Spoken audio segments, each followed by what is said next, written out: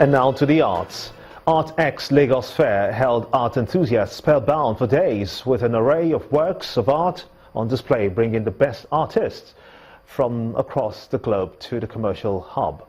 On Art Review tonight, we'll look at the types of art showcased during this art fiesta.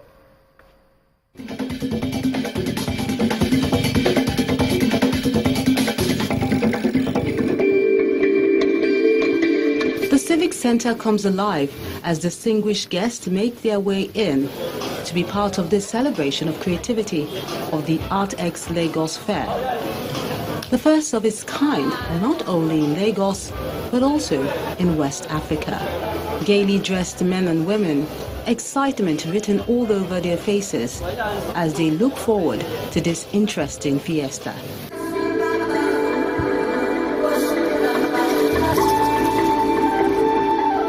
ArtX Lagos is a new contemporary art fair that is the first of its kind in Nigeria and in West Africa as well. It's the first international art fair to happen outside of South Africa on the African continent.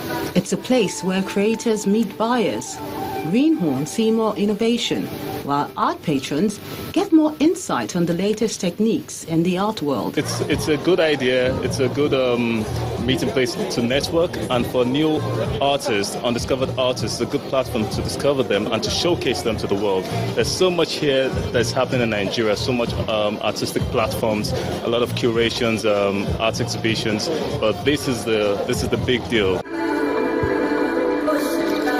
For 3 days, art lovers are treated to the best works of art. A breath of fresh air, you can call it, as some new media are brought into the hall. A lot of art enthusiasts couldn't resist but capture the lovely images on their phones. It's really amazing to see such a wide collection of really incredible art from all over Africa. And indeed, I saw a really beautiful piece from an artist in New York. So it's an exciting evening. Also seeing the social and the cultural aspects of the art is really something.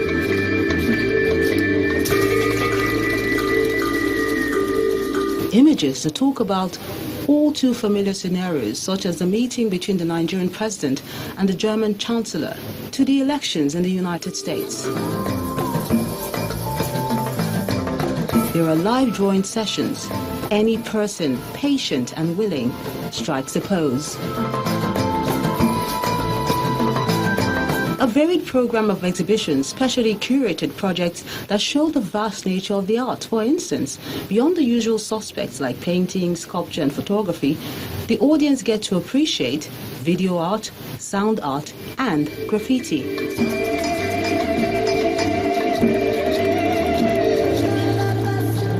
There's something new in the offering, something art lovers need to see and enjoy, such as this photography corner, which is a bit of a history lesson for these young ones who take it all in, from the hairstyles to the dressing and the architecture. What I have seen is fantastic, a lot of well-displayed artwork.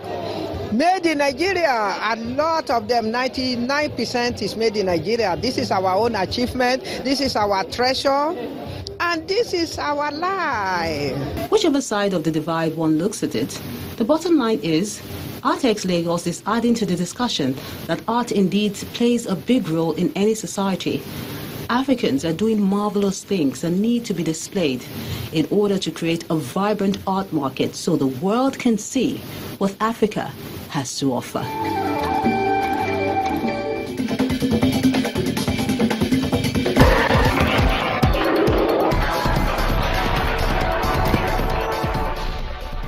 In sports stories now, Senegal have won the 2016 Africa Beach Soccer Cup of Nations after defeating host, the Super Sand Eagles of Nigeria, 8-4 in the finals played at the Eco Atlantic.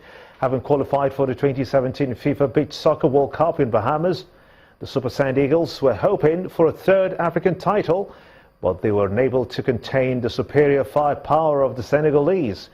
With this, Senegal becomes Africa's most successful beach soccer playing nation with 4 titles in their kitty. This is the third time Audu Adamu's men will be losing in the competition's finals after a failed attempt in South Africa in 2006 and in Morocco in 2011.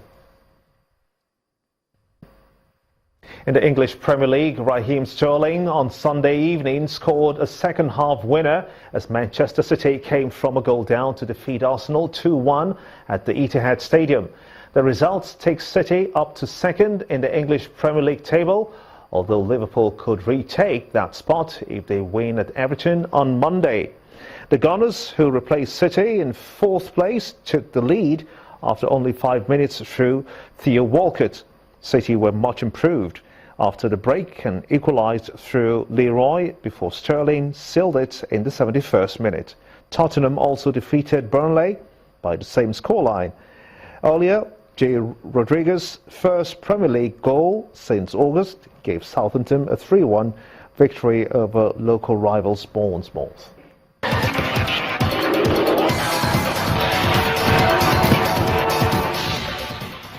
Rebel forces have burned some buses which were meant to evacuate the sick and injured from 2 government-held villages in Syria's Idlib province.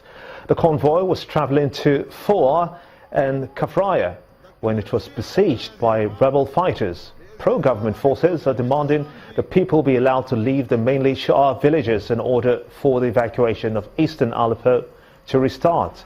Thousands of people are waiting to leave in despair conditions.